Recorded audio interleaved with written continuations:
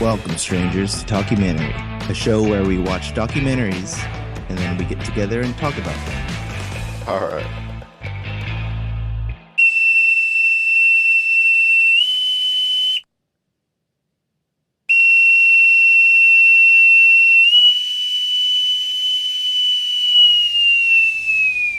Now set general quarters.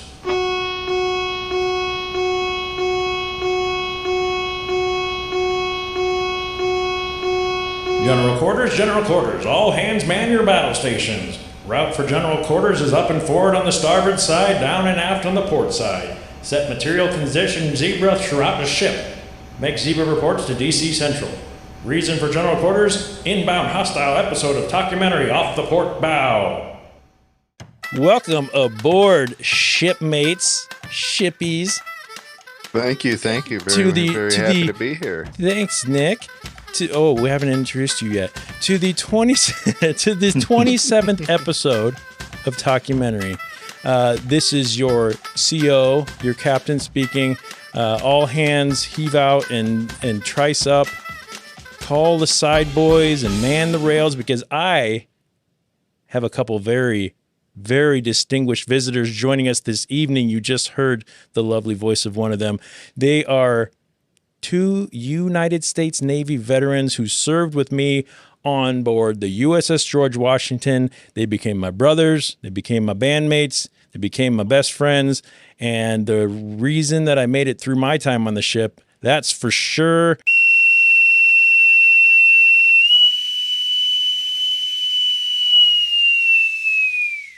Dominic Teese and Nick Josatis arriving. What's up, fellas? How's it going? That was Dom. How are you? And that was Nick. Yes, Nick here. How are you?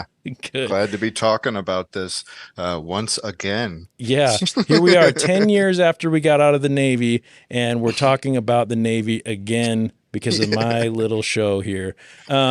So we served together in the U.S. Navy from about 2007 to 2012, give or take, for each of us. We were in right about the same time. The majority of that time was spent on the USS George Washington. It's an aircraft carrier. We worked in aircraft armament equipment maintenance, blah, blah, fucking blah. So we brought you guys here. Attention on deck, ladies and gentlemen. Make way, shipmates, because we've skipped muster today and we're hiding up in a hot-ass K-pool to discuss a nice, short 41-minute documentary called Aircraft Carrier, Guardian of the Sea.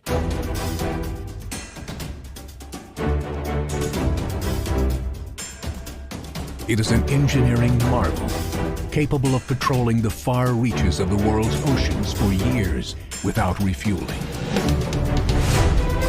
With a highly trained and ready crew of 5,092 aircraft aboard, providing unprecedented air power and intelligence, the Nimitz-class aircraft carrier is the dominant flagship of our time.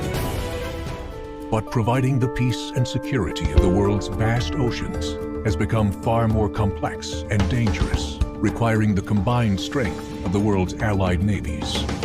22 nations, 55 ships, and 200 aircraft will come together in unprecedented cooperation, the largest naval exercise ever attempted, working together to meet the new challenges of the modern era. Led by the mightiest warship in history, see how this global force will keep the sea lanes open, defend our shores, and bring our sailors home safely to their families.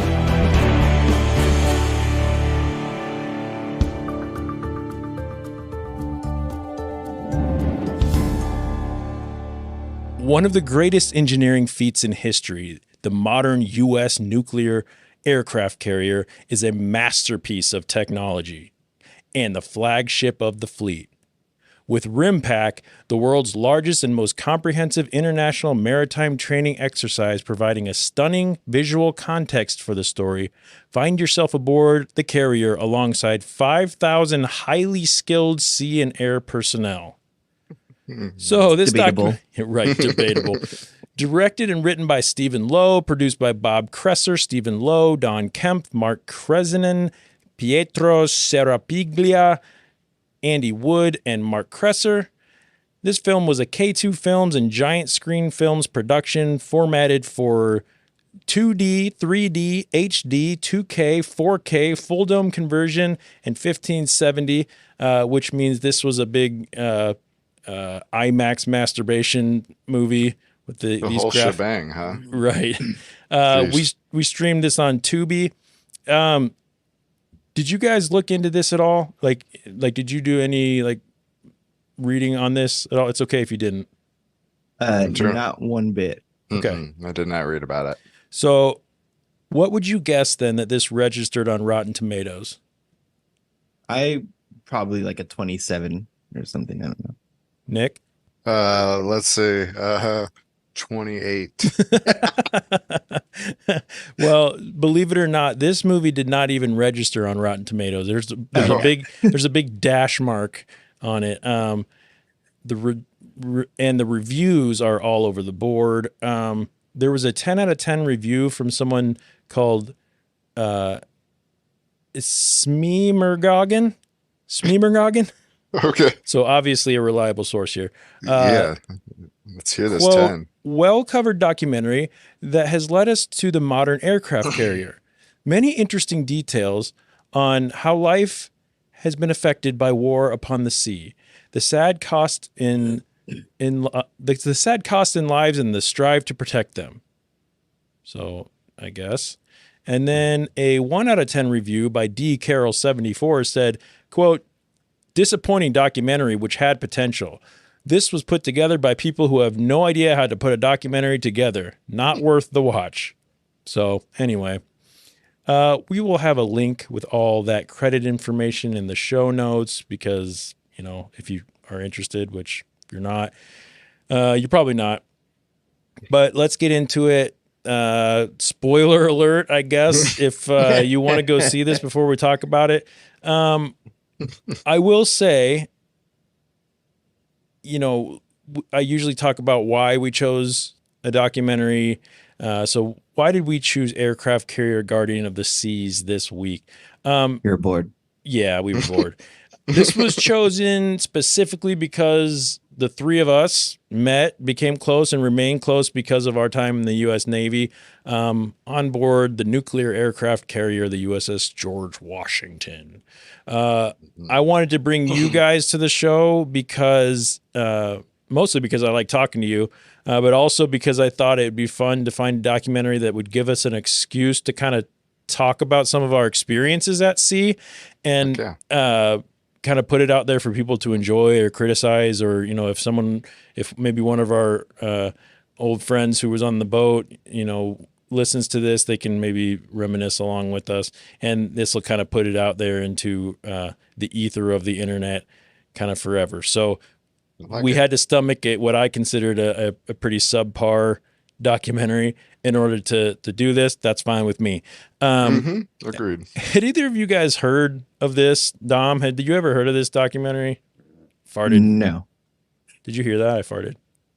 We did not hear it, but thanks for letting us know. I pooted. You can smell it.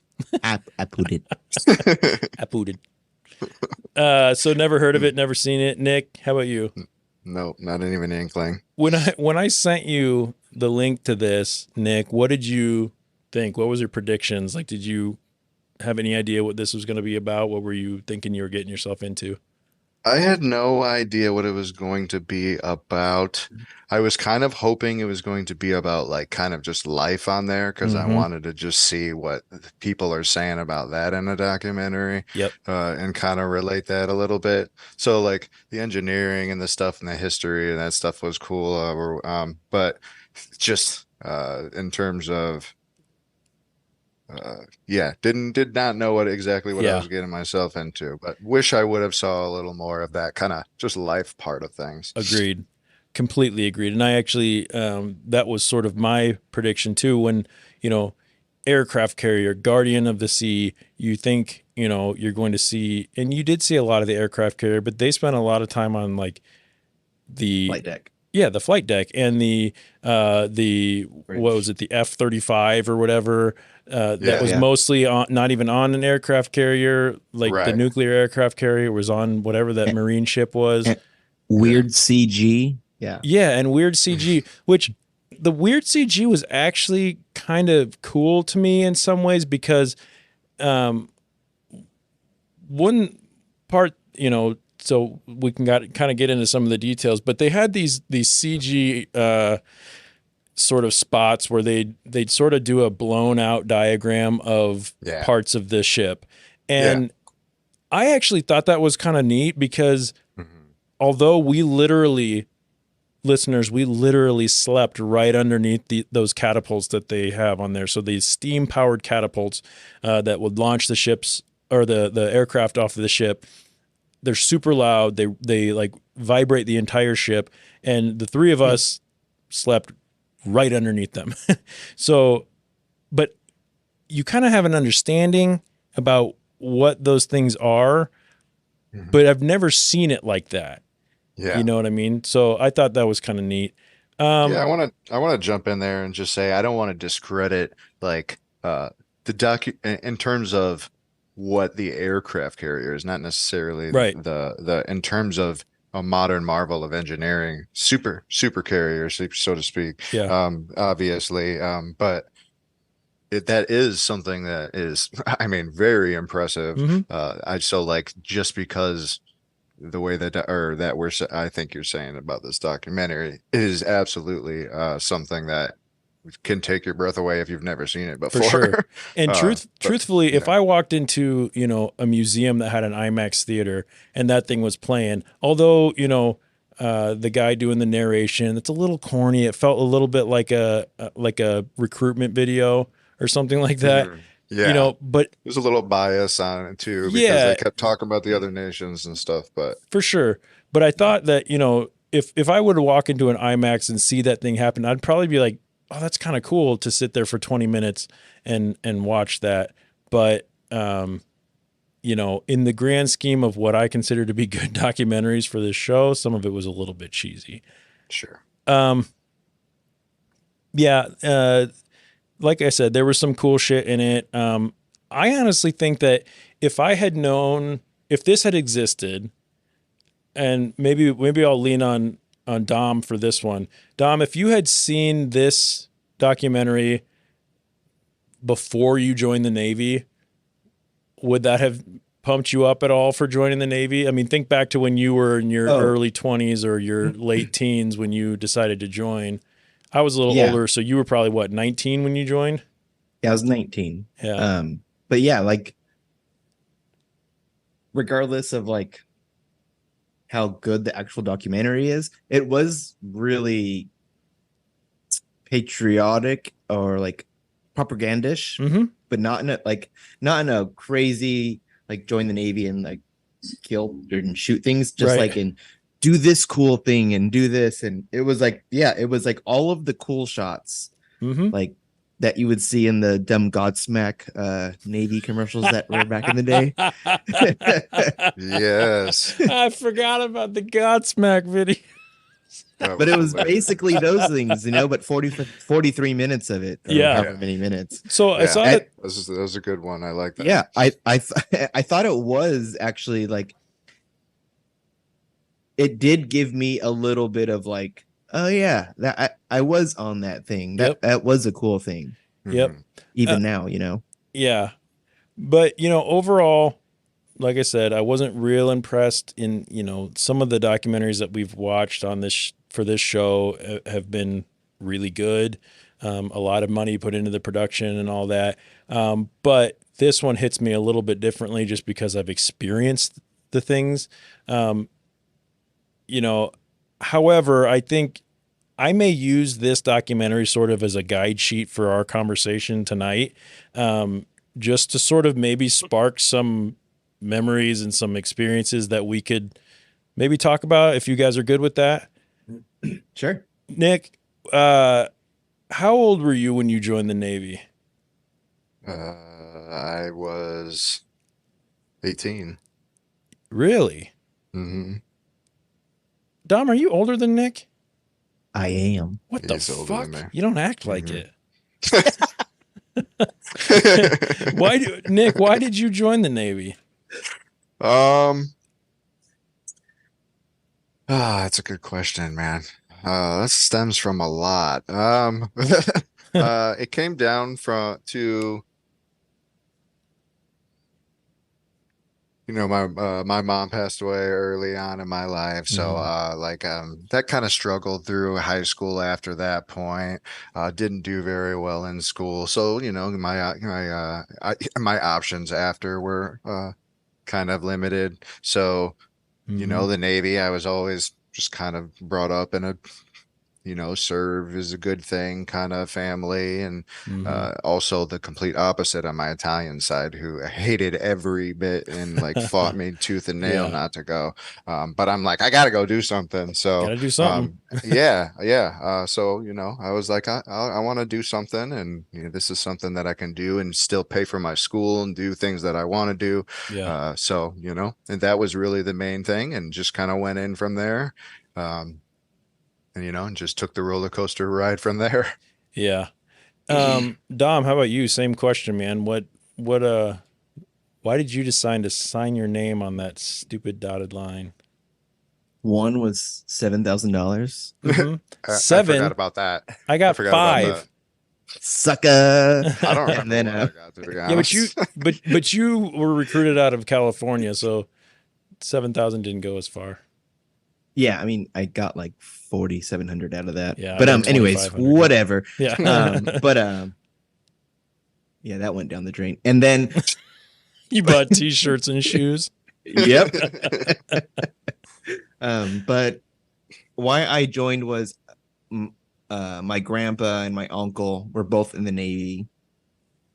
I had no idea what the fuck to do after. Can you cuss? Oh, I do it all the time. Yeah. I had no idea what to do after high school. I had no like big idea of what I wanted to be or do or anything like that. I just Yep. knew I didn't want to go to college right away. Like that was not in the books. That was Yep. just not something I was into at that time. And then come to find out I wasn't into ever. Yeah. But it was just a thing to do. And also when I went in, I was not gung-ho. I did ROTC for about Yeah. one semester, and I was like, this isn't for me. So I don't know why I continued and Yeah. joined the Navy. Yeah, that's after that. interesting. Yeah, I But didn't know that part. Me neither. yeah, I only wore my uniform in class, and I would change right outside class. So I was like, I fucking That hate doesn't this. surprise me at all. No, it doesn't. That carried through all. Yeah. But Yeah. I thought I was gonna be in for 20 years.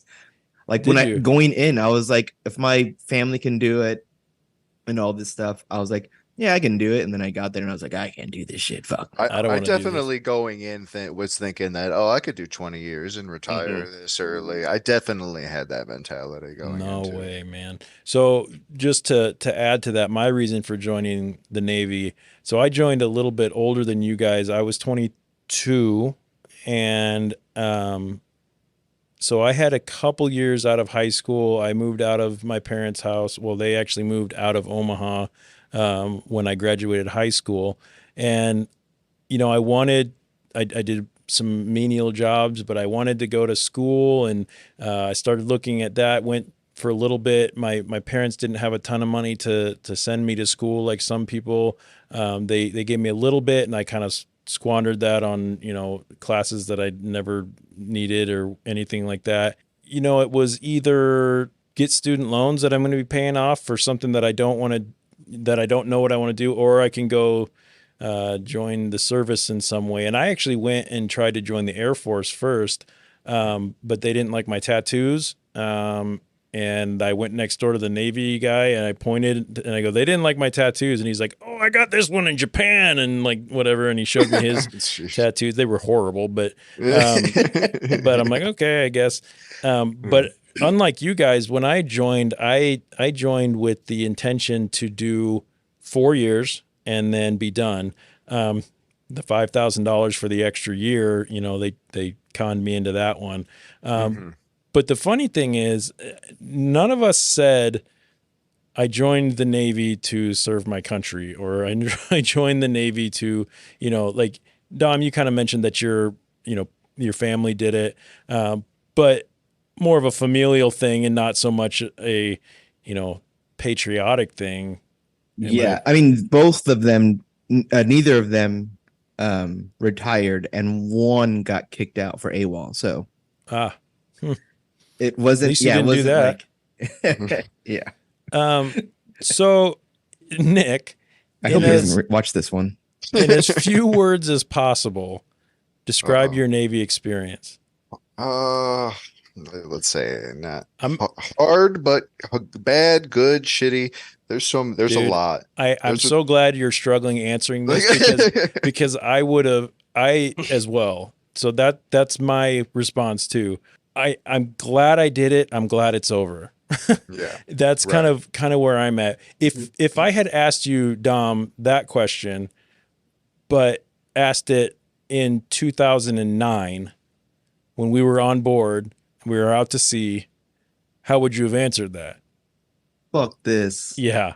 Fuck the Navy. Fuck everything. This sucks so much. But 10 years after the fact, the year after the Navy, I was like, oh my God, my life is so different. Everything's different. I'm ready. I'm so ready to get on with my life. We're now a decade out of the Navy, which is fucking crazy because I feel like we were just there, but I'm so glad I did it. And that's, you guys are a big part of that, but also setting me up for the things that I'm doing now. And, a lot of the things that I'm grateful for. What was, Nick, describe what and we'll get into the documentary a little bit too, but I'm more interested in people kind of knowing what the life of a sailor. Yeah, this is what we wanted the documentary to kind of be anyway. So agreed. So what was it like, or what went through your head the first time you looked out into open ocean and for 360 degrees around you there was nothing but horizon and water? Can you describe that feeling? Nick has some writing chops under his belt, so let's see how he does with descriptive words. Oh, first writing, not speaking. Okay, yeah, true. That's true.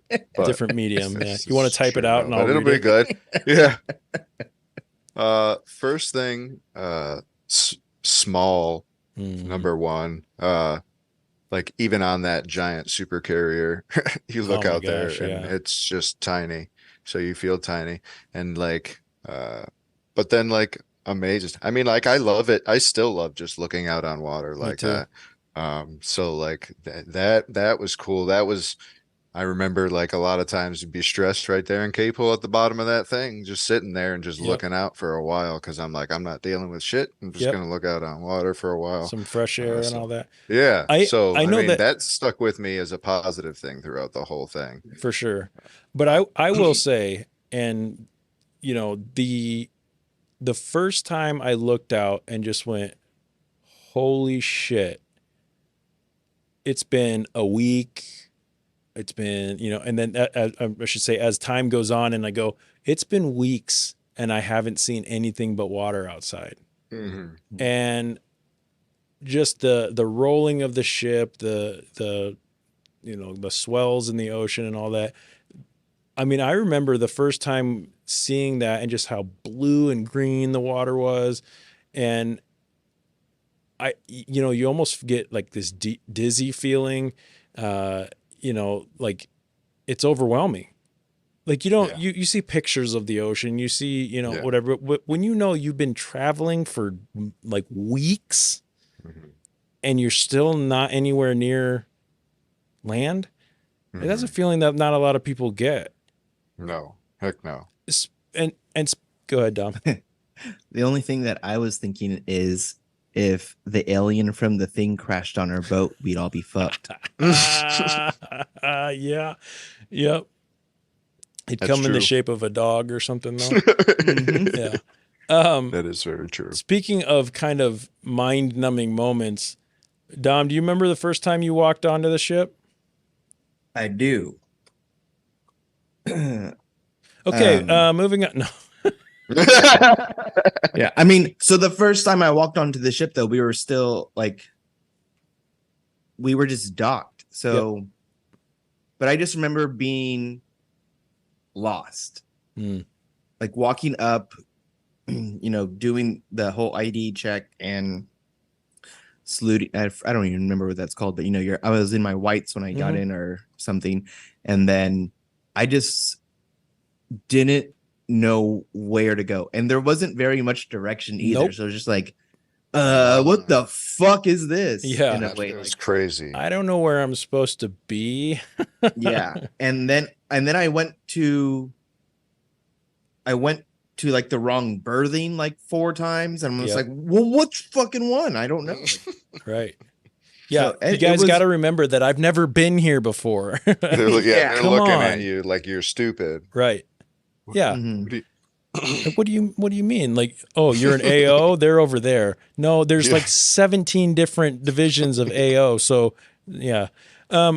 Okay. And like, is going through a door here going into a new birthing, or is that just this weird partition in a wall? And Yeah. then, so like, you know how Yeah, like sometimes it's so just weird. go through a door and it's the same birthing, and then other times you're in a completely different birthing. Like, Yeah. it's weird. Yep. I remember going, and when you kind of enter, when the ship is piered and you enter through a gate where there's a gate guard or like a roundabout or something like that. And you have to walk from basically did they back the ship in? No, they went straight in, right? So I think so, yeah. So you walk along the side of the ship and you keep walking and walking and walking. And I just remember being like, I've never seen anything this big in my life. Like, besides like static buildings, like this thing is huge. And yeah. and walking up those stairs, I remember my knees being weak. And I was with Dove and Briard. You guys remember Regis? Well, Regis, of course, but Yeah. remember, I came in with Thomas. oh my God. It was a bunch of fucking hey, yeah. Hey. Two motherfuckers who like Yeah. didn't know or care. it was Yeah. bad. Yeah. All right. So anyway, let's get into a little bit of the documentary. As we get into some of our talking points, I want to go back a little bit and revisit the synopsis because, like I said before, there's some things that sort of made me chuckle, and I want to talk about why that made me chuckle. It's let's see. The mission to protect and defend the world's oceans has become far more complex and challenging in recent years, and naval aviation has become increasingly vital to success. So one of the greatest engineering feats in U.S. history, the modern U.S. nuclear carrier, is a masterpiece of technology and the flagship of the fleet. So guys, do me a favor for a second and close your eyes and think about the ship. All right? Think about how it smelled. Think about Don't do that. Think about the beds. The feel of those fucking shit. Don't do that. Think about our shop 710, the way that dog felt when you opened the door, the sound it made, that clink sound, and how for the first 4 years we were there, it was hotter in that room than it was out in the hangar bay. Think about our test equipment, okay? Specifically, the Common Rack and Launcher test set, aka the Kralts. Think about our tools. Think about our showers. Think about our computers. Now, forget all that and open your eyes. Now, what comes to mind when I say masterpiece of modern technology? Do any of those things fall into that category? Not one. No. So that's what kind of made me laugh. So I know that, when they talk about modern technology, they talk about, weapons, warfare capability. Yeah. And but it's just so funny to me to you watch Star Wars or Star Trek or any of this, you're playing, Dead Space or whatever it may be, and you're walking around or you're seeing the insides of like what they consider, sci-fi Navy vessels, right? And it is top of the line. You're doing finger scans when you're walking into into rooms. You've got, airlock doors that are opening up and welcome to your whatever. Like our top ranking people on our ship still had to use the same shitty heads that we used. They still had to use, obviously it was better than what we had, but like they still had just a fucking door on their room as opposed to, what they have in those things. So it's just kind of funny to me to think about what we were on as being the pinnacle of technology. Yeah. Because even if you walked into like, did you guys ever get to go in like any of the like radar rooms or anything like that or see them or anything? Mm-hmm. So even those were like, it looked like an old, like early 90s, like TV screen with a green light, Yeah. like there was some rooms I think that were better than that. But even in the documentary that we were watching, when they were showing flight operations, they just had a piece of plexiglass on a table and little, paper Miniatures. airplanes. Yeah. And if you notice, that was the only thing they didn't show the technology because all of the technology is from like the 1974. Right.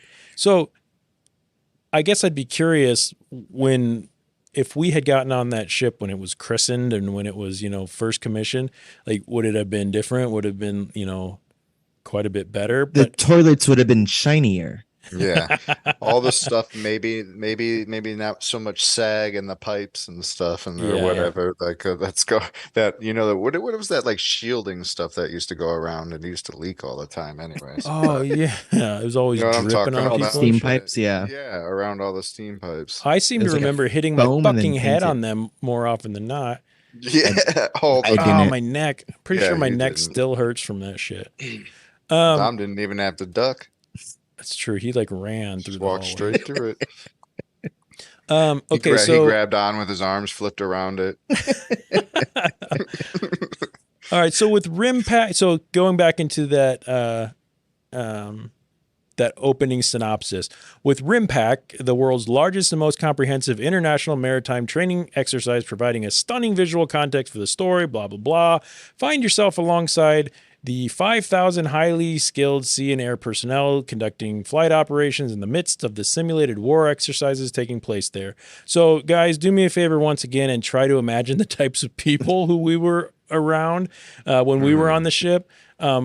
Is highly skilled sea and air personnel. Jackasses. Right.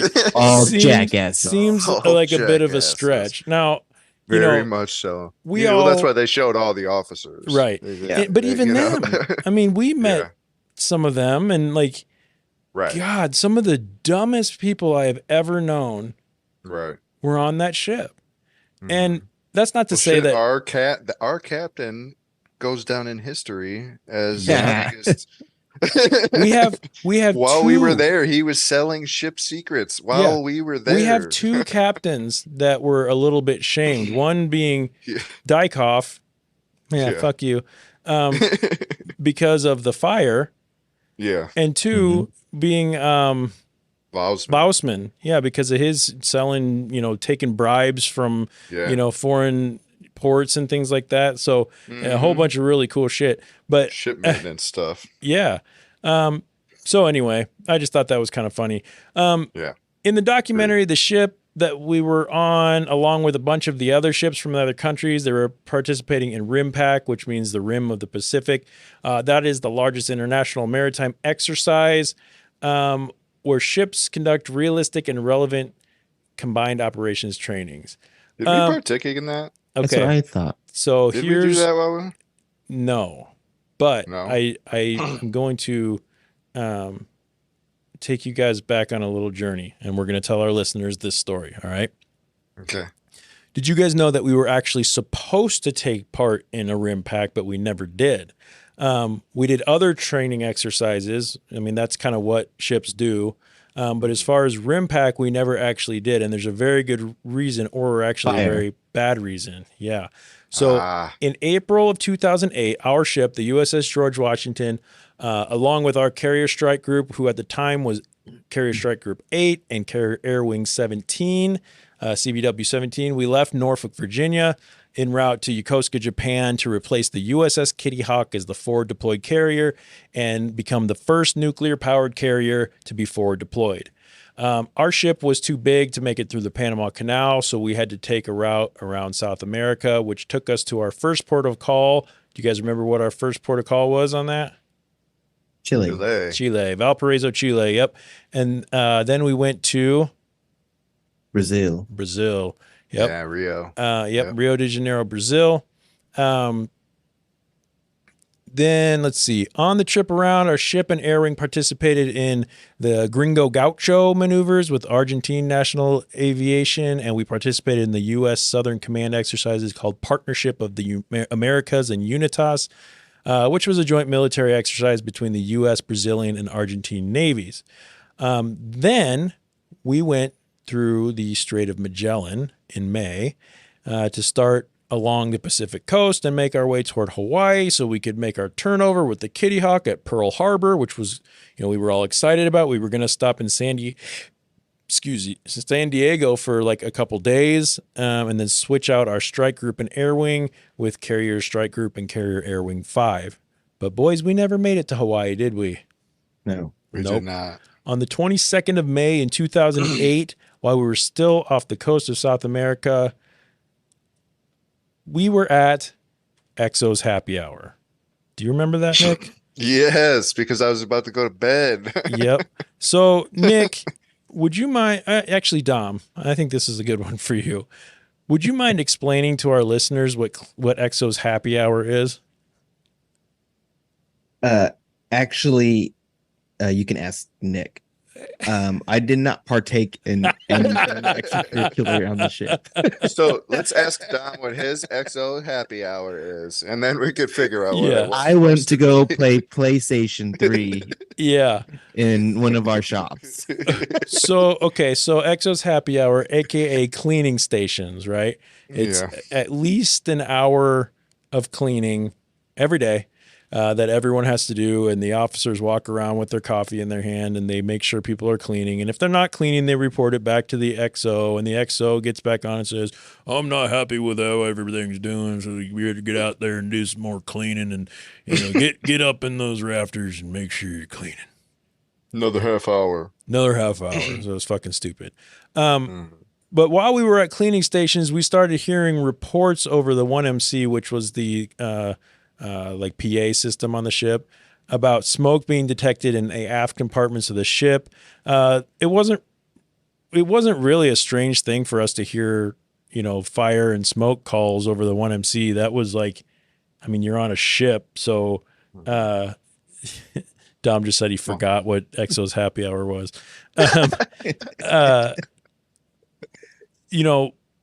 We're on this monstrosity of mechanical bullshit, basically. And, there's bound to be fire from time to time, which I don't think people think about that. But there's a whole division. Our friend Julian was part of it that was damage control, right? Which is literally your job is to make sure the ship doesn't sink.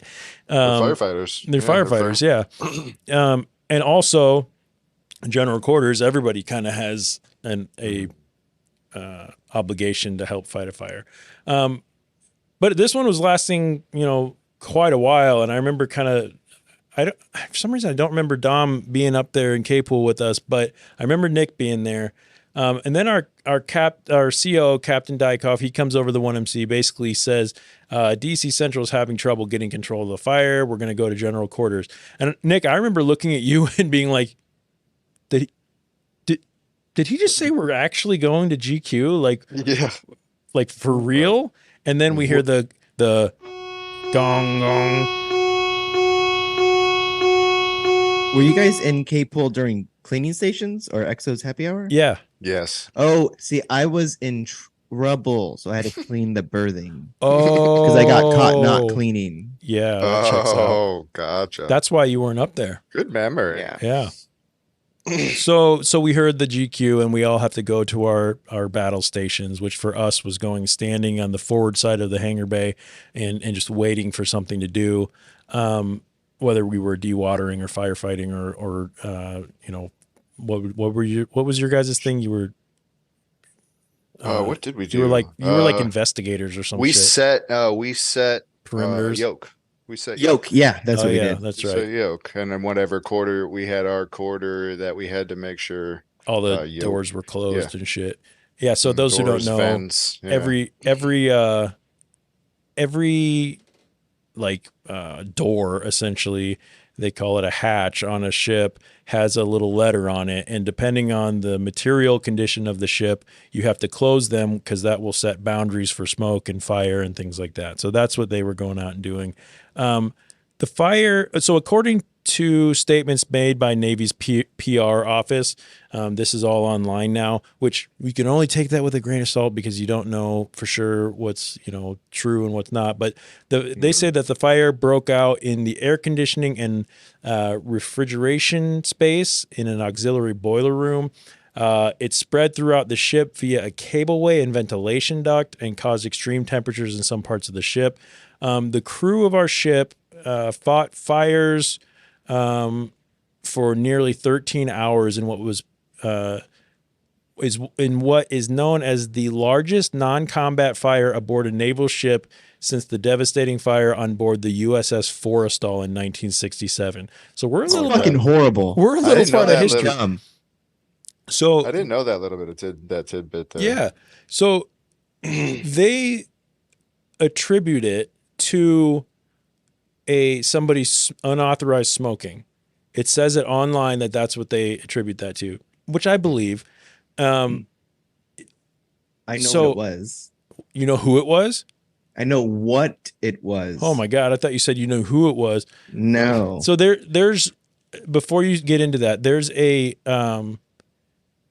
whole bunch of people got in really big trouble and fired. And that's part of the reason. So they had to redo all of our damage control, policies, and people got in big trouble because they're like, there was no way that should have been able to go on as long as it did and get as big as it did if everyone was doing what they were supposed to be doing. Right. Go ahead, Dom. So, as per some friends in DC, breaking news. Pew, pew, pew, pew. we were supposed to clean up our ship, and we've been working on cleaning our ship before we went to Japan. I don't remember if you guys remember that, but it was like a whole fucking giant inspection thing. Yeah. Yep. So one of the rooms, one of those boiler rooms, they filled it with old paint. Oh my God.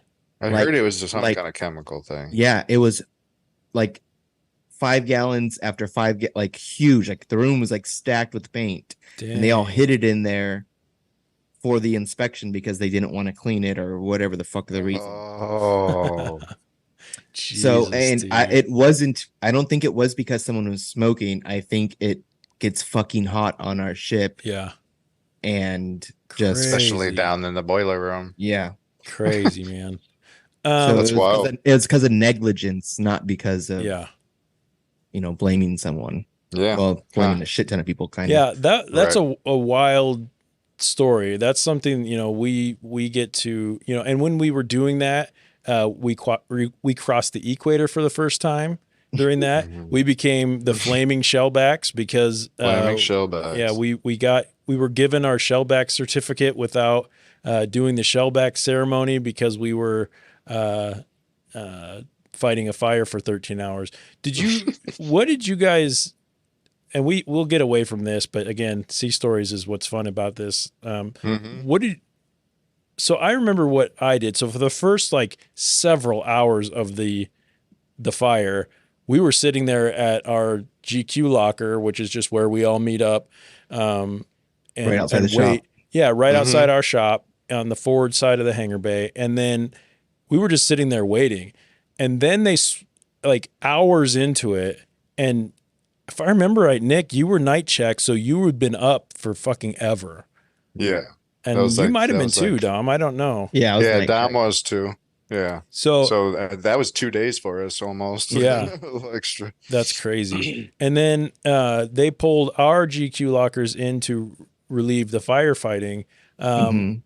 Did you guys do any firefighting? So what I did after we moved forward is I filled probably 700 SCBA bottles. So the bottles that the firefighters would breathe. I sat there and I just filled the bottles. So some people would bring them up. They'd hand them to me. I would hook them up to this compressor.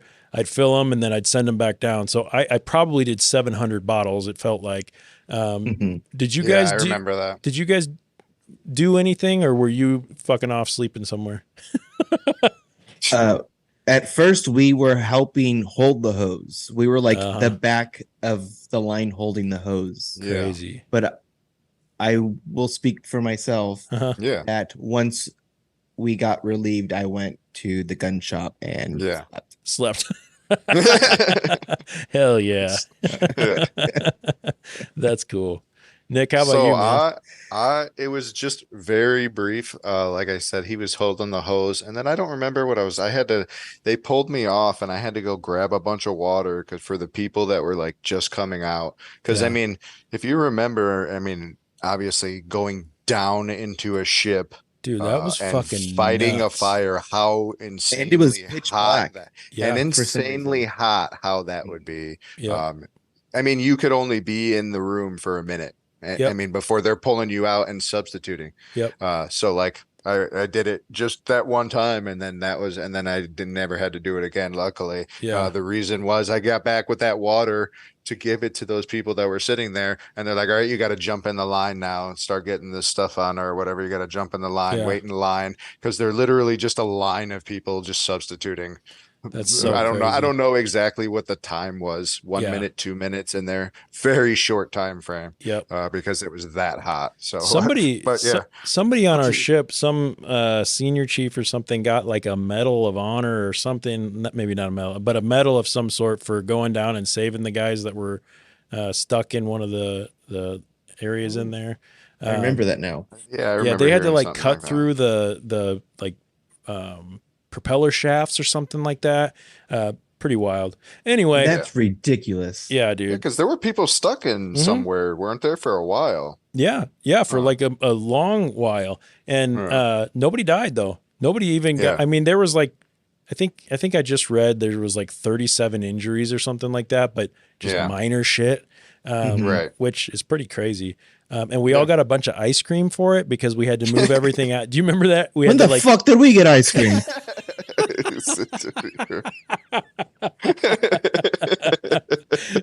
So applicable. I love it. Yeah, so we had to like move. We had to move ice cream out of the freezers because the freezers were damaged or something. So they had to take them to a different freezer, and it was all melting. So they were just giving everyone in line ice cream. Anyway, so documentary. We're talking about a documentary. You know, we talked about it a little bit. Something I enjoyed was when the CGI graphics sort of disassembled parts of the ship. It gave us a look at some of the inner workings of the nuclear reactor. So I never got to see the nuclear reactor because we're not nukes. Our friend Nate Baggs, shout out to Grandpa Nate if you're listening, you know, and Miggy and Kyrie and all those people, they all got to go down there because that was their job and they made a lot more money than we did, and that was cool. But, you know, I never got to see that. So it was cool to see how it created the steam, which turns the props, and the steam catapult that launches the aircraft off the ships. You know, we got to see a lot of the arresting cables and arresting gear that caught the aircraft, but we never saw like the underside of it. And they sort of showed how that worked, which I thought was really cool. You know, those weren't things, you know, we lived on the ship for 5 years almost, you know, and those were things that happened all around us and we knew it happened, but it's not like there's just someone that takes you around and says, hey, these are the things on the ship and you should know how all this works. And we sure as shit weren't going to go get ESWAS qualified. So ESWAS is the qualification for like surface warfare shit. Either. Yeah. Nick and I got our air service qualifications. Dom got out with no rank and no qualifications. So congratulations, Dom. I was E3 with 1 service stripe. Yeah, which means 4 years in with good conduct though. So nicely done. Good conduct. Yeah. Nicely done. You all those years in D or 3M, man. Yeah. Dom, I feel like it's harder to get out of 5 years in the Navy with no rank than it is to make rank and make quals. Yeah. Well, that was very much a chosen. That was my I decided choice. to do that. Yeah, definitely. We were all in a different mental state about that place. Yeah. Sure. Well, you know, and that kind of brings back some queasy memories for me because I remember like being there and them talking about how important it was you get your service, to make rank and to put your service, your qualifications and whatnot. And I'm like, well, but the fucked up thing is they start threatening you with things. Like I would have probably been Dom like you, because the tendency for a guy like me, and I think guys like you as well, which is why we get along, is to, when you tell me I have to do something, I really don't want to do it. And that's kind of the military. I get it. We're all there sort of following orders to a certain extent. I'm not going to be happy about it, but that's what we're doing. And, but on the other side, when you're forward deployed or you're on a ship's company, when you are away from home and away from all things, it's things like our blue card, which was the card that is given to you when you have open liberty. So you can leave the ship, you can stay overnight off the ship, when you have leave and all that.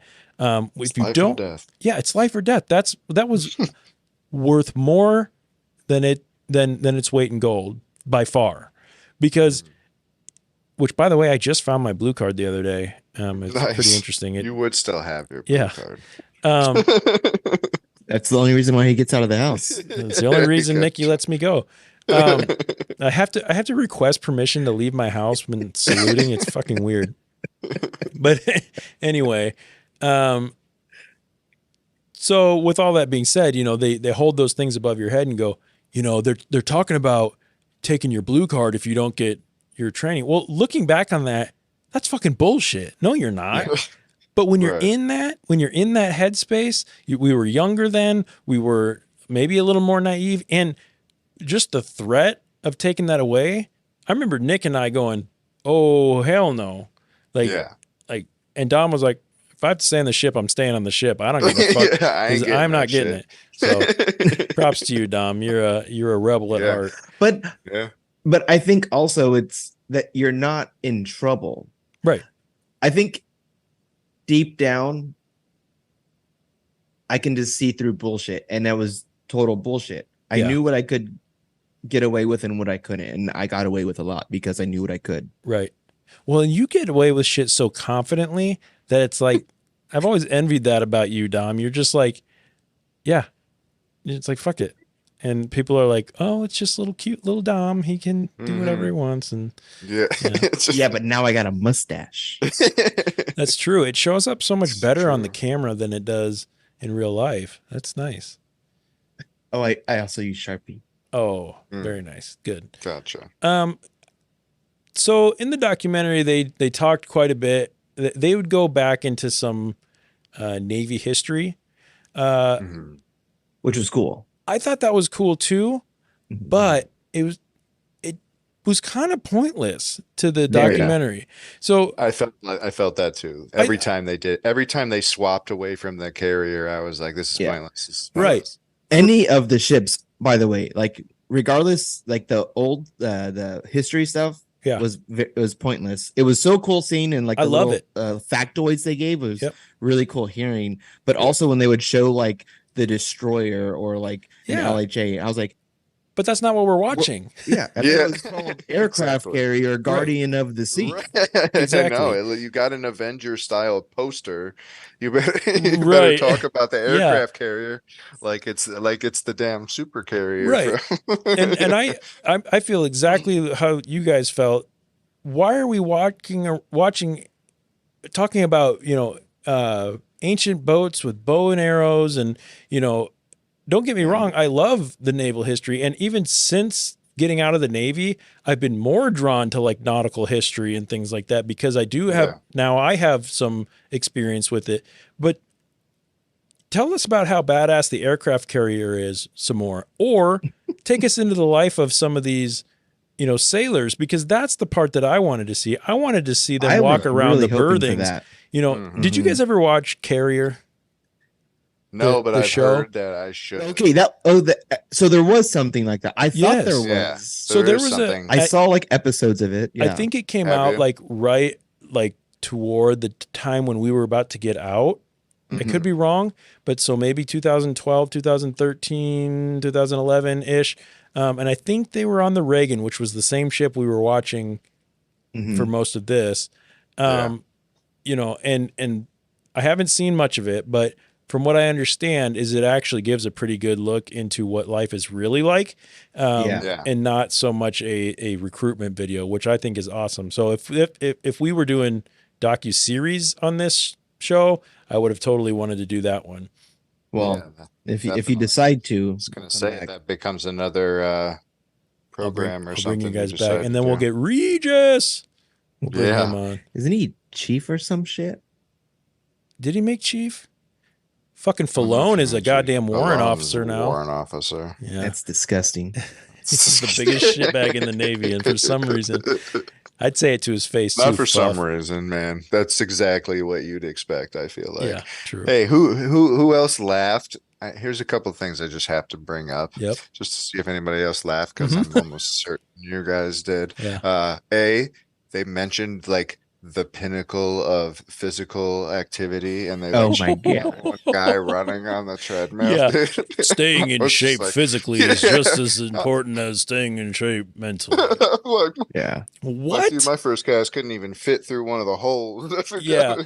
Wasn't it a senior chief couldn't fit through the hole? Literally one of the AO1 couldn't. Yeah. Our AO1.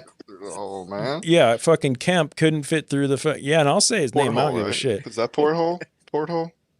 Scuttle. What were they called? Scuttle. Yeah. That was it. Yep. So back to some of the naval history, I will say there was some World War II footage that really got me. Oh my gosh. So when they showed the ship sinking, I will always have a pit in my stomach when I think about how ominous and scary it would have been if our ship had sunk.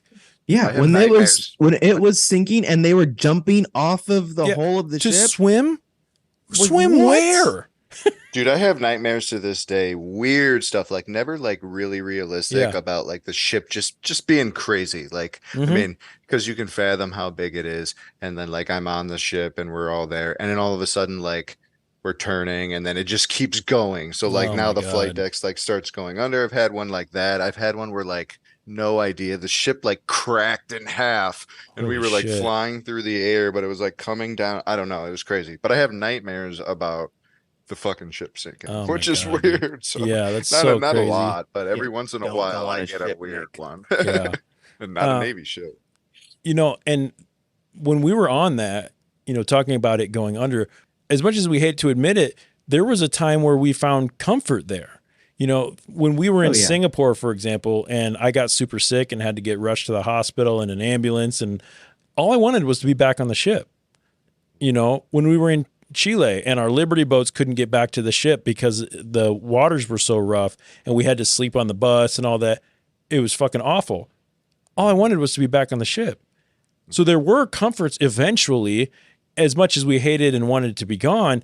It was like, we knew where our spot was. We knew what our jobs were. We knew what?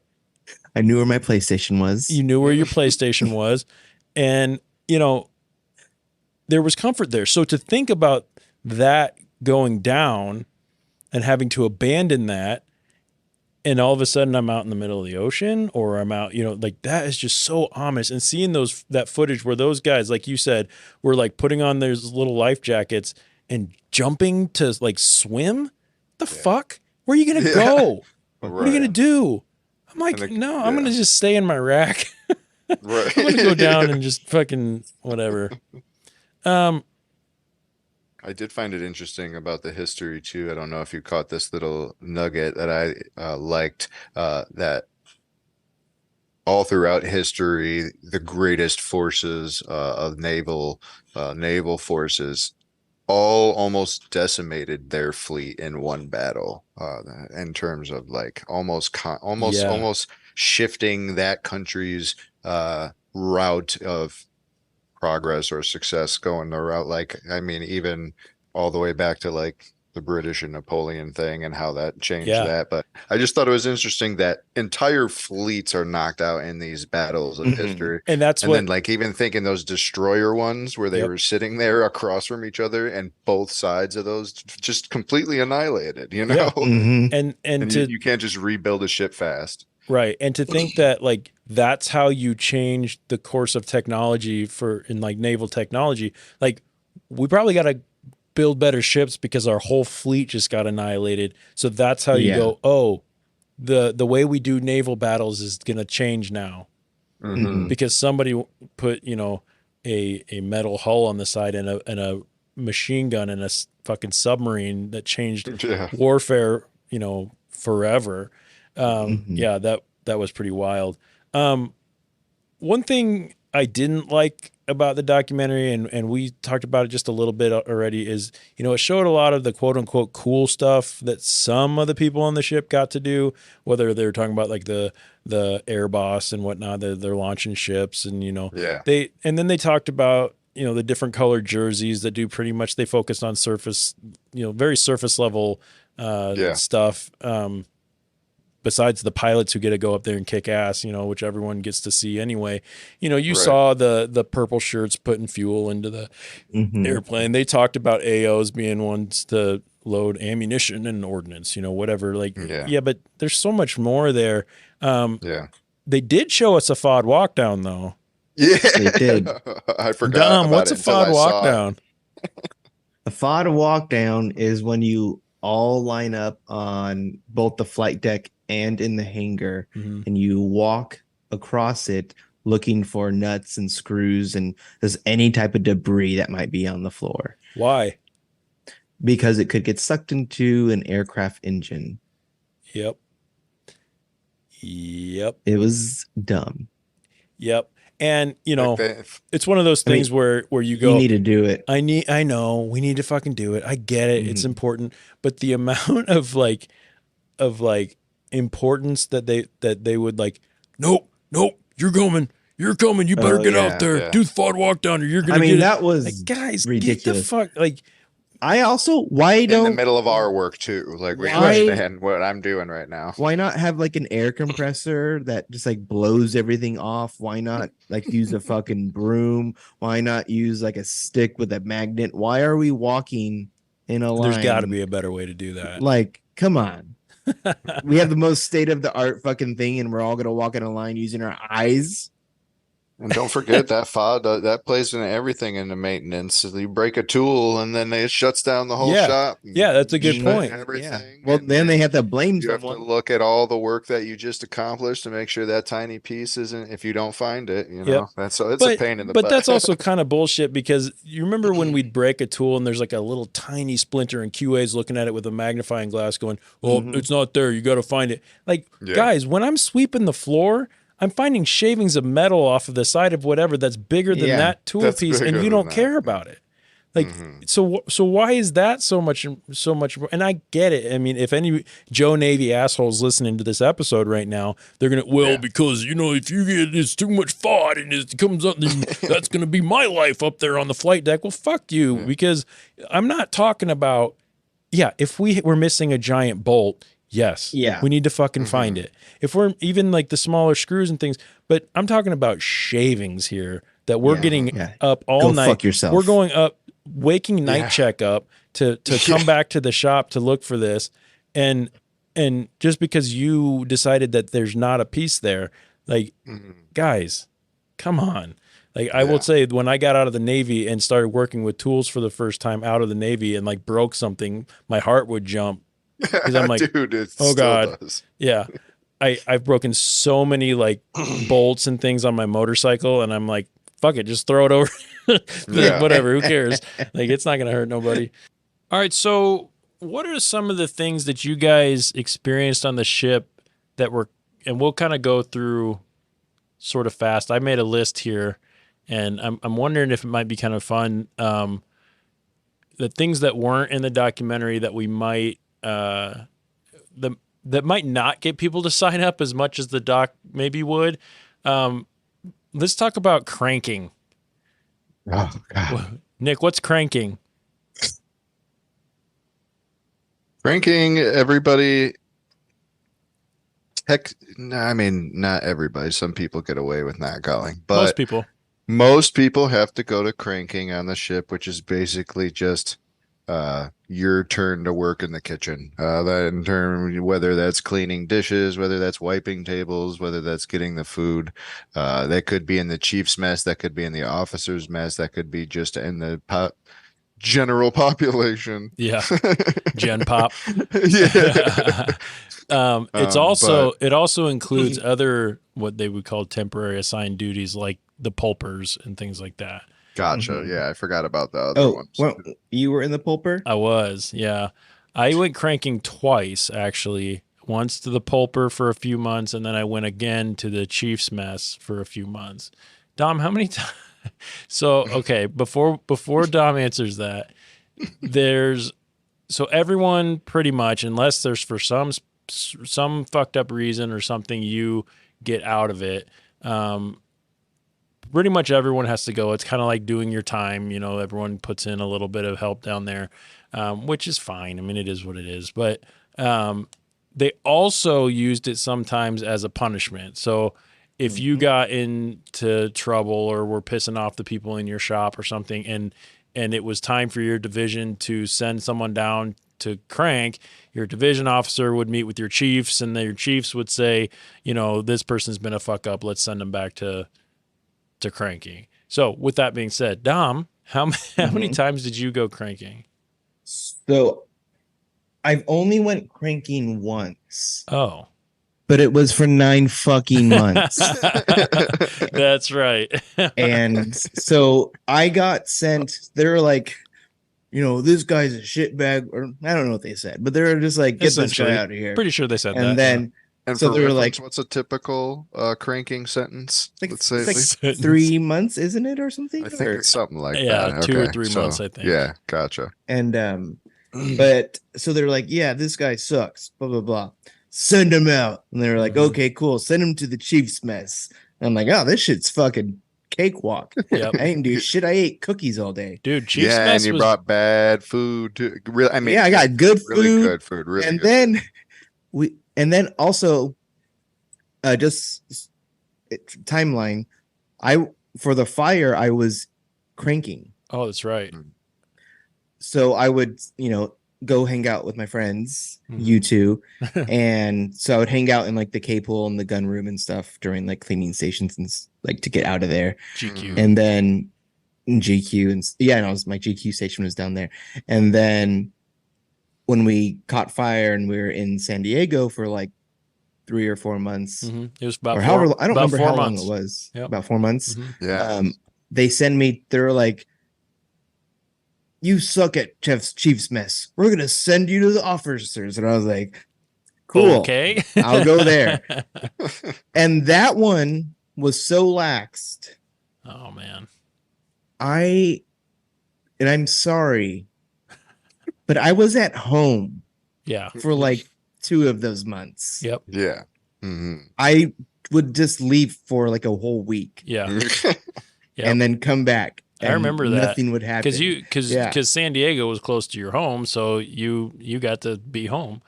Yeah, Yeah. it's kind of nice. San Diego And- was one of my favorite times when we were in the Navy, though. Yeah, I was I agree. cranking during San Diego for a big part of that too. I was in the Chiefs mess when we were at Mhm. San Diego. Oh yeah, because you took over my spot. Yep. And they were the shop. I don't remember. I think Johnson was still there. Johnson didn't like me at that point anymore because he was like, because of you, Jeff's or Kolaski's gone. And I was like, Oh, and I'm okay. like, that sucks, but fuck you. Yeah.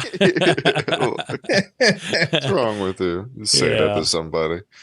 That's- Okay, so that's cranking. Nick, did you go cranking? Yeah, Where'd you go? I was the first one cranking. I was just Oh in yeah. Gen Pop. Yeah. I'm gonna keep saying that. Yep. That makes sense. Yeah, no, but yeah, right there.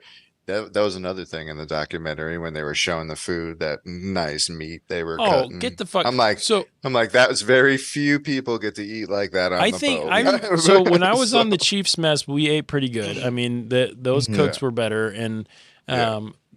but then the only time that I remember eating good, like literally good, which I would still eat it again, was Thanksgiving. The one Thanksgiving that we were out to sea, and all the Master Chiefs and whatever came down and made Thanksgiving dinner, and you could go back as much as you wanted. That was really good. It Anyway. was really good. Because that Okay. was like, I remember saying, why don't we have this all the time? I know. If you can So- make this now. I remember the meat would come in boxes that says for inmates and U.S. military only. Yeah. Okay, so another bad thing, the heads, the showers, the shitters. Mhm. Nick, All the same thing, you mean? yeah, go Dom. Dom, tell us about the heads. Yeah. So just to know first, we slept in a berthing, and a berthing was a room that housed like 300 airmen in bunk beds, stink as fuck, Yep, all in a room. yep, Three And high. then we three shared high. in Yep, yeah, 3 high. And then those bathrooms, there's like, I don't know, like 2 in a berthing or something. mm-hmm. There's 4 showers in each one, and 300 men shared 7 showers. Yep. 6 showers. Yep. Yeah. So They were stainless steel, tight. This, I don't know what the fuck was on the walls. Oh, You yes, had you to wear do. Sandals. Yes, Yeah, you know I exactly know. what's I'm on the not wall. gonna say it. And every time the boat would rock, that disgusting, Oh slimy my shower curtain Fucking God. Oh, dude. would touch your leg, and you'd have to scrub your leg for 5 minutes, and then we'd drop. If you dropped your towel, you just threw it away Yeah. because your towel was then ruined. And Yeah. You literally go in there and just try not to touch the walls as Yep. the boat is rocking and clean yourself and then get cleaned and then take your sandals off to clean your feet and balance on one foot. Yep. and then run into your bed and get into bed because it's the only safe place in the whole Yeah. place. And Yeah. even then, you were going to have people knocking on. Hey, Oh my Klasky, gosh. Klasky, do you know where Yeah. the keys to the fuck? I don't You know where know. the keys are? Okay, what else? GQ, CBR GQ. Without going too far, we have a pretty long story about us getting in trouble during a CBR GQ. I'll kind of go through it real quick. So CBR is chemical, biological, and radiological, or some shit like that. It's basically a general quarters, which is your battle stations, and you have to put. Just like always, you put flash gear on, which is gloves. You tuck your pant legs into your boots for some reason, and then you put on this hood, this flash hood thing. But you also have to put on for CBR GQs a gas mask. So they'll call gas. It's just to train you, and if you ever were to get attacked by that. But in normal fashion, so we were not always on a repair locker, which was an actual battle station. We would have to stay in our shop and be quote unquote ready to continue working on gear, which we worked on armament equipment, so that if we were running flight ops or whatever, there was still somebody to fix bomb racks and missile launchers and things like that. So when you're doing a drill, though, that means you sit there and you don't do anything. So what that meant for us, Dom, what temperature during flight ops do you think K-Pool was? K-Pool was one of our workspaces that was right underneath the steam catapult. So we were out to sea in the middle of the ocean in near Asia. Right. So it's outside. It's probably like, I don't know, in the middle of the ocean, like 80 something degrees, 86 degrees, 100% humidity. And then in the K pool, I don't know, I would add like 25 degrees to that. At least, dude. At least. Dude, it had to have been at least 100 to 110 degrees in there and complete and sometimes humidity. the fucking the steam pipes would burst. So it would just be steaming in there. Yep. For the whole time that we're working in there. Yep. So needless to say, when we're in there, the door is locked. There's probably 7 of us in there. We're supposed to be all geared up. We're literally shirts off. We have no gas masks on. We're laying around on the gear, sleeping in the dark, and a fucking chief walks up there, and Nick goes flying into the angle irons and hiding, and everyone's getting up, and we got in some trouble for that one, but not in as much trouble as we probably could have. So grateful to Chief Kirby or whatever your fucking name was, because if that could have been a different chief, we would have been in trouble. Mm-hmm. Okay, so we talked about the heat. We talked about the filth. some that are going to be specifically to you guys and to any of our fellow Shop 710 people who may be listening. What about AO1 Malcolm watching porn and rubbing his eyebrows? Wait, not this is, and just to also, just so everyone knows, he's not watching porn in privately. The secret of his privately. It's while we're working in his shop on his desk. And he's supposed to be like watching what we're doing and making sure we're doing it right. He's sitting there rubbing his eyebrow, 12 watching hours. Jenna Jameson get railed by some horse. Like, dude. Oh, that dude was. How was that else. even fun? Yeah. Wasn't that dude like 40, but he looked like he was 90 or something like dude, that? Yeah, I think he was older than that. He way younger than he looked. He smelled like warm Bud Light and mothballs. His coffee cup, man. His coffee cup that he wouldn't let you wash. He refused to let you wash it. It's like trashiest motherfucker. What about Dove telling Chief Palisak he was going to wire his shit up? Chief Palisak was weird, motherfucker. Yeah, he threatened to take away the blue card, and Dove said, "You have to take that shit from me. I'll wire your shit up." Again, that life or death thing that we talked about there. Yeah, it gets people riled up. Yeah, that's a good way to piss someone off. Mm-hmm. You know, how I became a fan, quote unquote, for a time of the St. Louis Cardinals, because as long as they were winning, Chief Harris was happy and he would keep the TV on. Yeah. I still root for them because of that. I'm like, oh, all right, Cardinals, cool. Nice. I don't care about them, but or AO1 Kemp blaming us for him not making Chief. You remember that? Oh my god. Oh, fuck that. Fuck him. I do remember that. Fat piece of shit. I couldn't believe it because I yelled at him. I'm like, are you seriously going to blame us for you? Right. What does that have to do with us? Get off your ass and do something. Yeah. Drinking Diet Cokes like that's going to help you. He would drink a 12-pack a day. I know. Oh, my God. Hopefully I'm not incriminating us here, but when we'd string people up by their feet in K-Pool. I wanted to say this, but I don't know if I should. But I used to hang in the rafters, and then when Dove would walk into the cable, I would jump on his back and then string. Well, I would like choke him out until he passed out. That sounds about right. You're like a little spider monkey. What just about waiting to ambush whoever comes through the door? Oh yeah, we talked about this even a little bit ago when you did that when I walked into the damn shop. Yeah, remember that pole right there? Oh. Yeah. We just talked about this when we were at your wedding, yeah. Jeff. We slammed, or he walking straight fresh from waking up, walking in the morning, about still not even awake whatsoever. Here Dom is sitting up on the table. I walk over there by him. I turn around for whatever reason, and then bam, Dom's on me like that, choking me out for real. Like got a good choke on me. I'm like, okay, he's keeping going. I'm like, is he gonna let go here? And I'm like, I start to pull a little, and I'm not getting it loose. I'm not getting loose like I want to. I'm like, okay, it's getting a little woozy. I got to do something. So that pole was right there. So I picked him up off the table, and then I just started slamming him into the back of the pole there. And the whole time his little ass is laughing. Let him go or whatever. But one time I think you said I got your head real good on accident, right?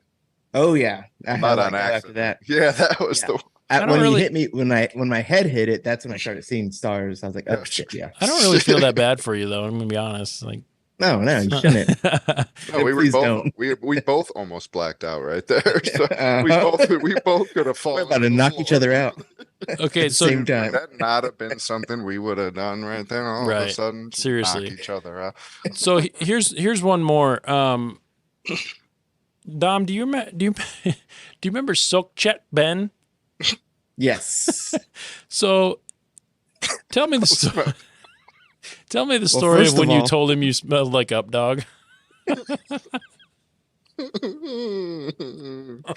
knew it was coming. So there's a joke, and he said, "You smell like Up Dog," and then he say, "What's up, dog?" Ben goes, No, dude, I smell like bologna. I'll smell like up dog. I smell like bologna.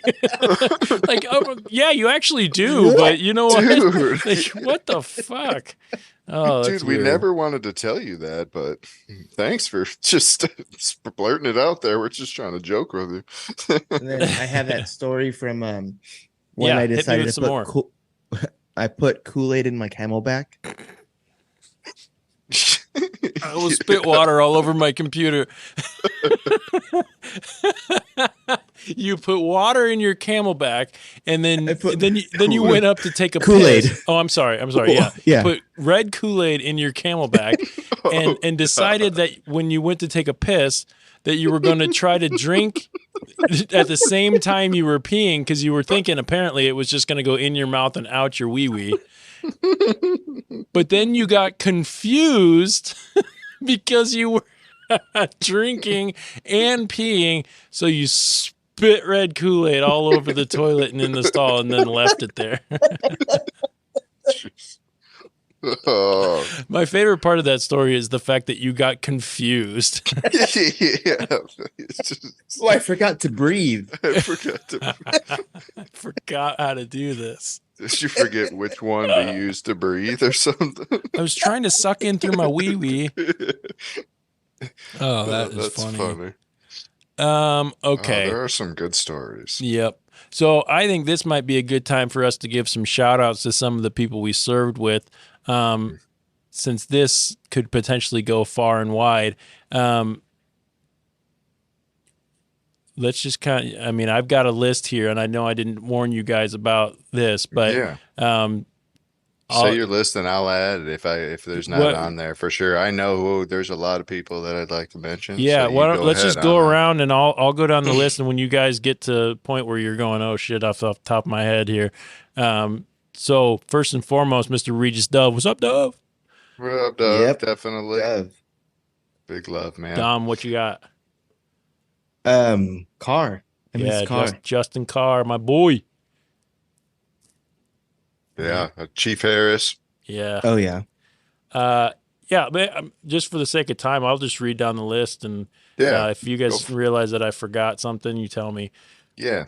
So Ashley Warlick, what's up, girl? Yes. Lyle Steven, TJ Huntsman. Yes, TJ. Howard the Duck Bryan. Colin Doc Colfescu. Matthew the Bitch Dibble. Sorry, fuck you, Matt. But AO1 Man, Donovan Johnson, miss you, Deej. You guys remember AO1 Oxendine? Yeah. Oh my gosh, that guy was the weirdest. What about Yo-Yo, Richard Arroyo? Yo-Yo. Oh yeah, Yo-Yo. that guy was cool. Of course, Nate Bags, Grandpa Nate. You're the man. Kervin Morales. Yes, sir. Nice, very good. Miggy Kulikowski, of course, Chief Somsak Palisak.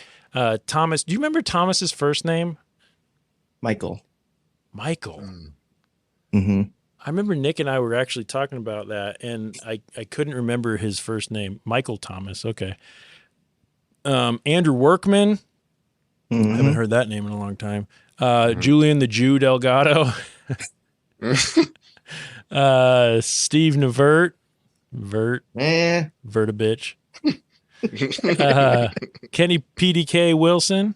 Oh, PDK, man. PDK. You mentioned Chief Harris, but that would be Master Chief retired Harris. So thank you for correcting me. Yeah. He was a good dude. He was a bit much at first, but I ended up really liking and respecting Chief Harris. Same. Marcus Perkins is the man. Shugan Dugan. Pat Schaefer. Sorry, Dom. Amanda Namachi. Casey Harris. Trevor Harris. Cletus Lawson. Justin Fiskey. Yes. Tommy Farrell. Justin Falone. Fuff. Chief Warrant Officer. Andrew Vasicek, Kent Elliott, who loves Guar and all things Guar. He had the dude from Guar tattooed on him. I don't know if you remember that. We mentioned. Why do I remember that Guar, but I don't remember this person? I remember You'd probably that remember him story. if you saw him. He Was he there like early on. screamo-ish No, person? bald dude. You'd remember if you saw him. Anyway, Kyrie Bauer, Becky Davis. I don't know if you guys knew her. AO1 Kemp Malcolm and AO2 Perry. Perry. I loved Perry because Yeah. Perry meant well. He was kind of but He wasn't the smartest peanut in the turd. he wasn't the smartest peanut in the Reese's peanut butter cup, but he would ended up win our looking at- love by buying a shitload of peanut butter cups and then Yeah. try to go to by for us. He ended up looking out for us all at the end, though, Yep. against because Kemp was being a dick and everybody was being a dick against Yep. all the younger people, and so like he Yep. was the only. So Speaking of definitely younger people, the Props up. McNuggets. McNuggets. That was that. I remember him. What was his name? Mikhail and McMillan. And then Brandon Allspaw. Gross. Yeah. Ben, of course. AT1 Jones took us snowboarding. Chief Jones. Do you guys remember Eubanks? He was like an AT or some shit like that. Yeah, I do. I like AT1 Jones or Chief Jones because I can talk as much shit to him, Yep. and he would just take it. It just kind of popped into my head, though. Go I ahead. don't know if I'm thinking this right, so just let me say, Eubanks. He kind of looks like that senator that was, that super young senator. That's like the guy who like put his fist out to those people or whatever. What's his name? Oh, I don't know. Do you know? You don't know what I'm talking about? Yeah. Okay. Anyways, continue. Our AWOL buddies, Daniel Briard and Kyle Blanky. So long, suckers. Yeah, don't steal my shit, man. What'd you say? I said, don't steal my shit, Don't Blanky. steal my shit, Blanky. And then I've got a couple boot camp buddies, Joel Vrobel and Jeremy Joe. Some good dudes. I know you guys don't know them, but anyone else you guys can think of? I guess I didn't mention Polk, but he still owes me money, so fuck him. I don't care about Polk. Fuck that guy. Yeah. Uh-uh. Anyone else? No. I want to give. I know there's a couple I can think of. Was there a dude who was pretty cool in the shop right next to us? I can't remember. Roger February. February. Oh shit! Yes. I forgot about February. Thanks, yeah, man. that dude ruled. Gotcha. Yeah. I wonder what he's Appreciate at now. that. I couldn't remember. Damn, again. Nice again with the memory, Don. Yeah. What the hell? Mhm. Also, I think this would be a good time to give a shout out to the Colombian hardcore god and co-owner of Gourlami Pizza, Stevens Gomez, keeping the fifth year alive with his Colombian hardcore. And of course, Seina Matsutani, our first Japanese friend, Yes. Yuki Kobayashi, and our friend I love you Tracy, both. the Kiwi that we met over there as well. Hope you guys are doing well. If you're listening to this, we love you. Thanks for being a part of our story. If you guys don't have anyone else, let's get into the next part of the show, which is kind of the takeaway, or at least, how did you feel after watching this documentary? I know we didn't talk about it a whole lot because we were kind of doing C stories, but I was kind of hoping for that anyway. Yeah. How do you feel the credits roll and what's going through your head, Nick? I was like, I don't really understand what I just watched. I mean, maybe if they would have just said Guardians of the Sea, not aircraft carrier Guardians of the Sea. Yeah. I just felt like it bounced around a lot of different subjects and I didn't understand. And again, but there are some cool tidbits. Like I said, I like the explosive of the how it makes it look, some of those things. But I mean, not good. Not not good in terms of overall really anything. History was cool, but it's just trying to be too much of what I don't know, I guess. Yeah, it's like it didn't know what it wanted to be. Yeah. Dom, how about you? How'd you feel after the credits roll, or while the credits are rolling? Were you asleep? I mean, it was only 43 minutes. True. But it just reminded me of like a History Channel, like documentary that comes at 3 a.m. or something. Yeah. Sure. It was a little propaganda-y, but like I wouldn't expect anything different from it. Right. And then it was pointless. Yeah, it really was. The end. It really was. It didn't give a lot of much of anything. For me though, I couldn't help but feel a little nostalgic. We joined, it's been over 15 years ago now, which is insane.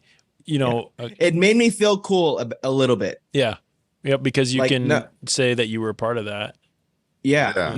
Not like I'm not cool, but like it was cool, being a part of it. Mm-hmm. Yeah. I often think of my decision to join the Navy as being the start of my adult life. There was my life before, there's my life during, and then there's my life after the Navy. That's just how time works for me. When I think about something that happened in 2013, I think of, well, that was right after I got out of the Navy, or that was this many years after I got out of the Navy, however, or, well, I was in the Navy at that time. So that's just how my timeline is. And I think it probably will be for a good long time. I consider it to be one of the best things I've ever done, and simultaneously one of the worst things I've ever done. Just like Nick said earlier, I still will have dreams where I'm on the ship, and I a lot of times consider that to be sort of nightmarish.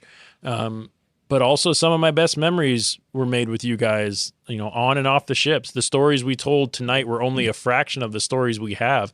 If we could take a whole, documentary series or podcast series on, what did we do when we were in Korea? What did we do in Japan? How many, we started a fucking band there. We played shows. We recorded an album. We went and saw, how many different countries?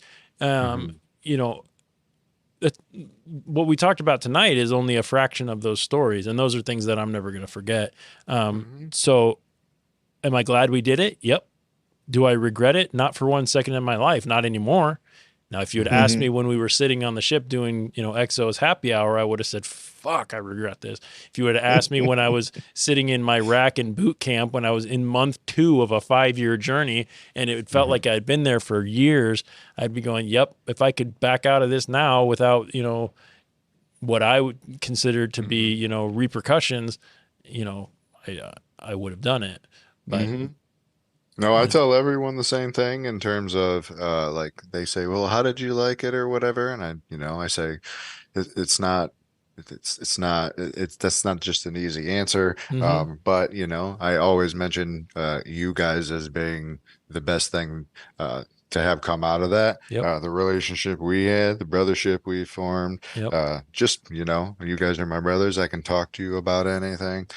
So like that is not found anywhere else. So those 5 years were worth just that.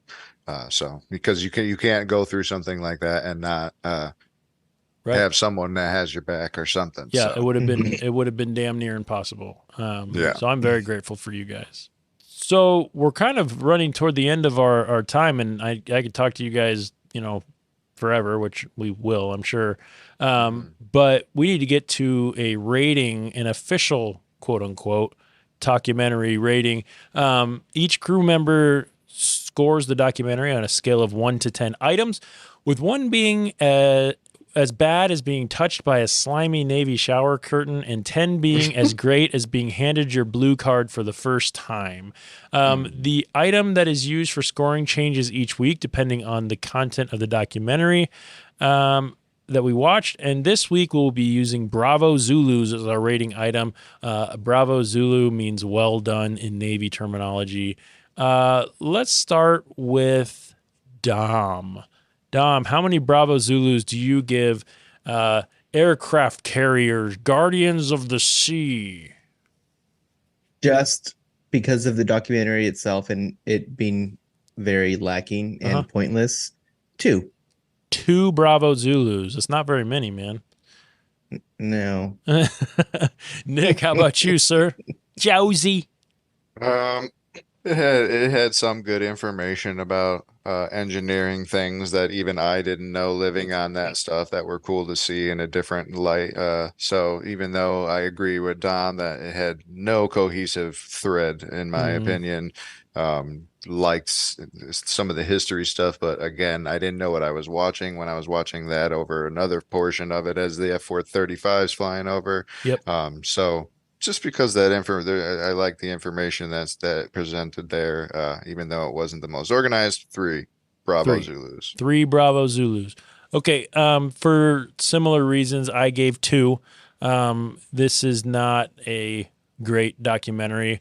If I was rating our episodes on how much fun I have talking to people, this would have scaled a lot higher because I like hanging out with you guys and talking to you guys. And I'm thinking maybe we need to start our own podcast or something because this would be fun. But I need to upgrade my Zoom because this 40-minute thing's for the fucking birds. Well, if we do that, we can figure something out. Yeah. Well, with that being said, with my 2 Bravo Zulus, Dom's 2 and Nick's 3, that makes our average score come to 2.33333, repeating Bravo Zulu. So 2.33 for this somewhat okay documentary. Did you guys notice, and I forgot to mention this, did you notice throughout, so we were on CVN 73, that was our ship. Did you notice that there was a 73 that our ship was on that documentary a few times? No. Yeah. I was looking for it too, I thought, and I didn't see it. If you go back and watch, there's like a couple somewhere right in the middle. It's right before they start talking about the F-35s. There's actually, you can see the whole number 73. So that's kind of cool, I guess. Yeah. I wish that everything wasn't on the Reagan. I mean, it'd be fun to see our ship just for the sake of the nostalgia. That must be the Hollywood approved ship or something. Yeah, the Reagan. With the Reagan. Yeah, whatever. Fuck him. I don't know. For real. All right. So I want to thank all of our listeners for tuning in this week. Thank you, Josie and Dom, for joining me on this memory sharing session. This was really fun for me. I always enjoy you guys. I want you two to know that if I ever had to get back on that ship and serve, my one request would be that the 2 of you came with me. I'd probably invite. That's horrible. Yeah, I know it'd be fucking awful. But if I'm going down, you're going down too, and we're bringing Regis with us too. So it was fun real to quick, be here, and it was fun to have the conversation too. Yeah, good. Thanks, man. Let's talk a little bit about next week's episode. For next week, we will be putting out our thumbs, getting into a stranger's car, and hoping we walk away from it alive, because we will be covering a riveting true crime documentary from 2023 called The Hatchet-Wielding Hitchhiker. This crazy documentary follows the story of a carefree nomad's rise to viral stardom and the steep and deadly downward spiral that results in his imprisonment. Have either of you seen or heard of The Hatchet-Wielding Hitchhiker? I've heard of it. Have you watched Netflix, it? Right? Yeah, Netflix, yep. No, I haven't watched it yet. Nick, I think I've scanned over it. Yeah. But I haven't heard anything more. any predictions on this one? You know anything about Kai, the hatchet-wielding hitchhiker? I've actually watched this one already. Oh, you have? I bet. I think it will be better than what we just watched. It is. It's much better. Yeah. Nice. That sounds cool. I might have to check it out. Yeah. My guess is there'll probably be a hitchhiker and a hatchet. That's all we got time for, everyone. Yeah, so go check out the documentary, The Hatchet-Wielding Hitchhiker, before next week's episode. It can be streamed on Netflix. Join us as we smash one documentary at a time. Please go out, rate, and review our podcast on your favorite podcast streaming services. Let us know what you think of our show. If you want to connect with the Talkumentary crew, look for @Talkumentary Podcast on Instagram, Facebook, and YouTube, or you can shoot us an email at info.talkumentary@gmail.com. Boyos, once again, thank you for joining me. Dom, you have anything you want to plug to any of the 10 Talkumentary listeners out there? Yeah. If you want some coffee, I also roast coffee for myself. I started a coffee roasting company called Fifth Year Coffee Roasters. Right on. Out of where? I never said where you guys live, so if you want to plug that. I'm in Long Beach, California. Cool. And can they find that Fifth Year Coffee Roasters online or? Yes, find it on Instagram. And right now you can just DM me, but I'll be having a website up pretty soon. Very good. You still owe me a bag of coffee too, so. I don't know what you're talking about. Get right on And that. me a shirt. Yeah, what the fuck, Tom? I gotta go. You just put your hand over the camera. That didn't actually turn. Yeah. How about you, Nick? What's going on in your life, man? Everything good? Everything? Anything you want to talk about? I know that that you were at one point. You know, you and I have talked about the fact, you know, that since this is a Navy documentary, or that, you know, some of the shitty things that we didn't see in this video is some of the help that veterans can get out there, whether that be, you know, physical health or mental health and things like that. I know that you've gone on a journey with all of that, and I'm not going to put any of your stuff out there, but open floor if you got anything you want to talk about there. Yeah, I mean, it's obviously they don't make it easy. It's a battle every time. Even things that I've had physical therapy for in the Navy, which talking to a doctor now, they tell me that they think that's crazy that I've even been denied for access to help for that from the VA. But it's a battle. I just did this huge thing where, I mean, you guys obviously know, help me out by saying your stories to say some stuff that's going on with that I was claiming, you know, and then it all got denied again anyways. So now I got to go through the whole appeal process. But I'm talking to like a VA person, and they're like, "Oh, they always deny it." And I'm like, "What? Well, they you have fucking to shouldn't. appeal every time." And I just think, I mean, it's like, it's typical. I mean, like, this is just dealing with. This is federal us government dealing with this is us dealing with the Navy again. It's just crappy, and everything's unorganized, and they don't really care about what's really going on. They really don't. And we have to fight for our lives to really make them squeeze an inch on some things. But hey, Yeah, yep. And you know, one thing I'll add to that is similar to when I was in the Navy and I left, you know, Nebraska. All of a sudden, when I get to the Navy and I'm not in Nebraska anymore, I'm proud of being a Nebraskan, and you know, I'm touting it, and I, you know, that sort of thing. Similarly, when I got out of the Navy, all of a sudden I'm proud to be a veteran, you know. And when we were in, the last thing I wanted people to know was that I was in the military. I didn't want, you know, we wanted to blend into people outside of the military. Which is why, you know, now we grow our beards and our hair and all that, you know, whatever, but people see it right through us anyway. Yeah. I guess where I was going with that is it's not just the soldiers and Marines that have served in combat. It's not just, it's every veteran gave up something to serve their country, whether it was like us, to where we didn't serve out of a sense of patriotism. We served, you know, to get something out of it, but we did it. Doesn't matter. We did it with you know, respect and with dignity, and we got out and did our time, and you know, no one can take that from us. But it does feel good to be thanked for that sometimes. So whether it's you know, if you see somebody, you know, shake their hand or something like that, or buy them a coffee from Fifth Year Coffee Roasters. And so if you guys want to purchase some Fifth Year coffee and send it to me, I will give you a P.O. box. Just email me, info.talkumentary@gmail.com. So thanks again, guys. You guys are the best. Thank you. Yeah. Thank you. Oh, you're welcome. So on behalf of Nick Josatis, a.k.a. Josie, Dominic Teese, a.k.a. Drama, DJ, who's in the post-production booth, and the entire Talkumentary family, I am your host, Jeff Kalaski, and I want to thank you all for listening. I hope you keep your minds open and be kind to each other. And here's our Secure from GQ sound.